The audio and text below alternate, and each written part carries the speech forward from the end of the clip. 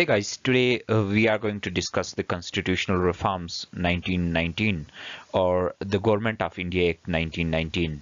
In the background of that, we will discuss how the constitutional reforms of 1909 were not satisfactory to Indians, and they were not how they were outdated, and why it was important to introduce a new constitutional act in 1919 with the name of Government of India Act 1919 or Montego-Chelmsford Reform. So let's see.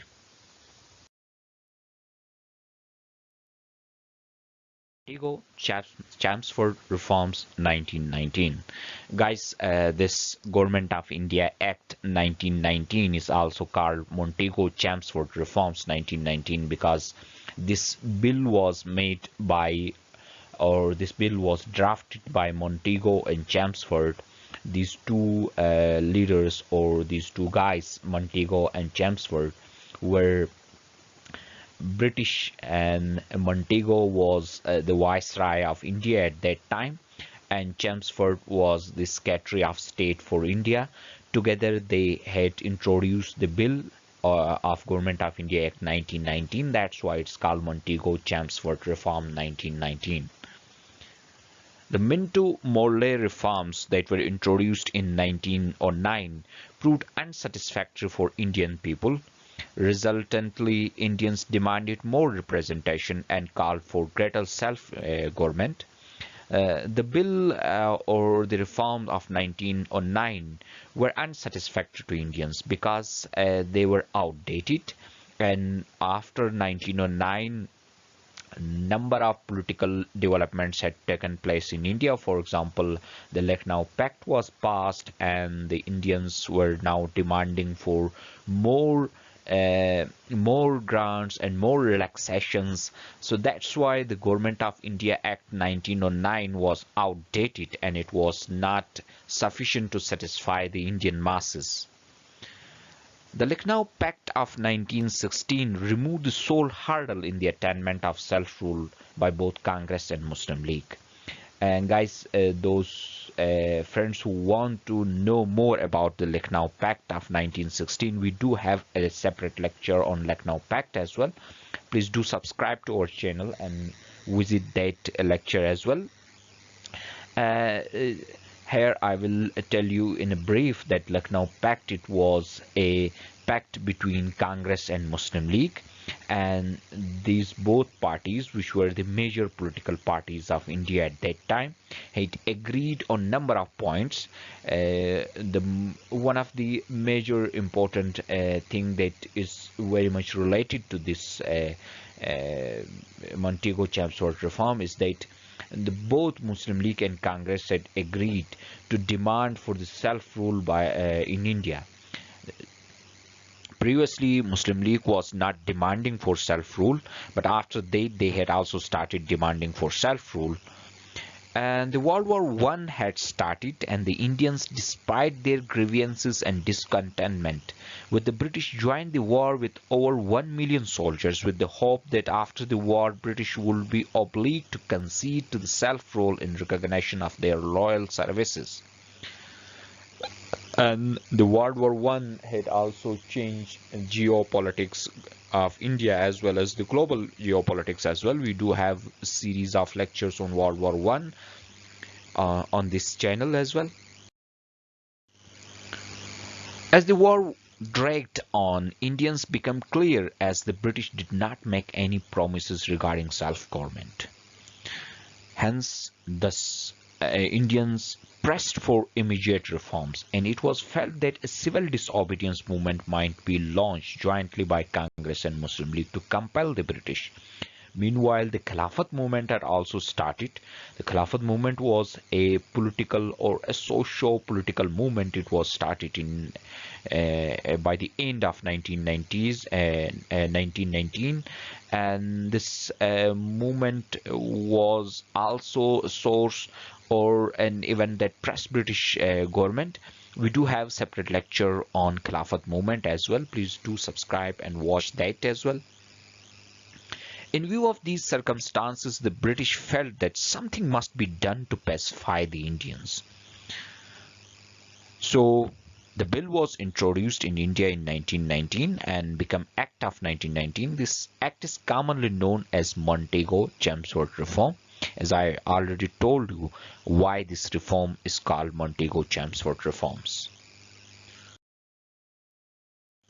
Now, what was said in this reform?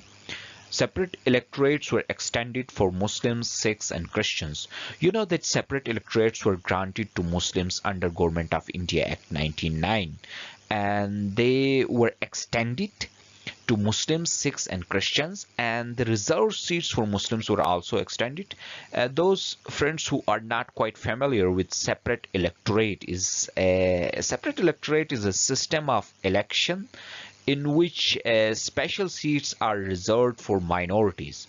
If there are some minorities in a multi community nation, then to secure the representation of minorities, special seats are given to minorities on which only minority candidates could contest elections and only minorities are allowed to vote for them. Such system is called separate electorates. We do have a separate lecture for separate electorate as well. Please refer to that one if you want to know more about that. And the weightage was approved in Punjab 55 to 40% and in Bengal 56 to 50% seats were given to Muslims, since these two provinces were the Muslim majority provinces. And similarly, in provinces where Muslims were in minority, more seats were reserved for them. For example, in Madras, very marginal level of Muslim population was present. However, 14 to 30% seats were reserved for Muslims in Madras. And in Central Assembly as well, the Muslims were given more representation since they were given 1/3 seats in the Central Assembly. Of the Act. The Indian Constitutional Act of 1919 was passed to satisfy the Indian people. However, it was failed to satisfy the Indians. They conceded far less than the Lucknow Pact had demanded. Like in Lucknow Pact or through Lucknow Pact, the Indians were demanding for self-rule. Congress and Muslim League had jointly made a demand that they want self-rule in India. That is, all the powers should be transferred to Indians, at least the internal matters. No matter if foreign policy is reserved with British, but internal issues or the internal subjects should be transferred to Indians. But this act had not transferred the internal subjects to Indians as well. The Indian people opposed it because the act went against the Congress-League pact, thus resulting in Hindu opposition. And Muslims partially accepted the Montego-Chelmsford reforms with certain reservations and demands regarding the safety of Muslim states. However, the Muslims had partially accepted because why? Because more seats were given to Muslims in a number of provinces. So that's why Muslims had partially accepted, but there were reservations for Muslims as well. And Gandhi had categorically rejected this scheme, and Congress denounced it as inadequate, unsatisfactory, and disappointing. So Gandhi had categorically rejected the Montego-Chelmsford reform. The only point of the reforms appreciated by Indians was that after 10 years, a commission was to assess the reforms and to bring further improvement in them. So on this point, both Muslim League and Congress were agreed and they were accepting this point. And after, because of the presence of this point in this act in 1927, Simon was sent to India and Simon Commission came to India. We do have a separate lecture on Simon Commission as well. Please watch that one as well. Major constitutional reform of 1919 is the Rowlatt Act. Rowlatt Act was a draconian law. It was a harsh law introduced by British in 1919. And the legislation was passed by the Imperial Legislative Council and the legislature of the British India, And this act allowed certain political cases to be tried without juries and permitted internment of suspects without trial. This law was so harsh that, for example, uh, if anybody is accused of terrorist or terrorism acts, then he had to prove himself that he is not guilty. And if he is not able, if he is unable to prove that he is innocent, then he will be considered as guilty. So this was a harsh, a draconian, a black law. Their object was to replace the repressive provisions of Wartime Defense of India Act 1915 by a permanent law. The Wartime Defense of India Act 1915 was introduced to curb the terrorism or the terrorist activities in India, and this Rowlatt Act was introduced to make that act or that draft, that bill into a permanent law. And this was not a good law.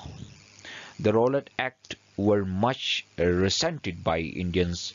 The Rowlatt Acts were much resented by an arose Indian public, because the Indians were not ready to accept this.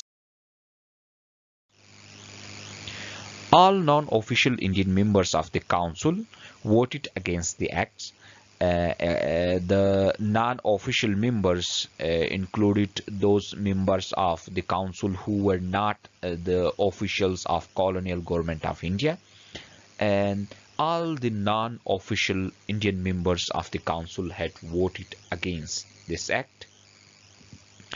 Mahatma Gandhi went a step further and he organized a protest movement in Amritsar. Amritsar is a city in Punjab, in Indian Punjab, and when he had organized a protest, a British Army officer, General Dayar, had opened fire on the people. As a result, number of people lost their lives and number of people were injured as well. This created widespread dissentment in India, and subsequently a non-cooperation movement was also started in 1920 under the Khilafat movement.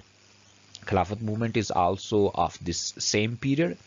This was a socio-political movement launched in India to protect the Turkish Ottoman Empire, and the non-cooperation movement was also started.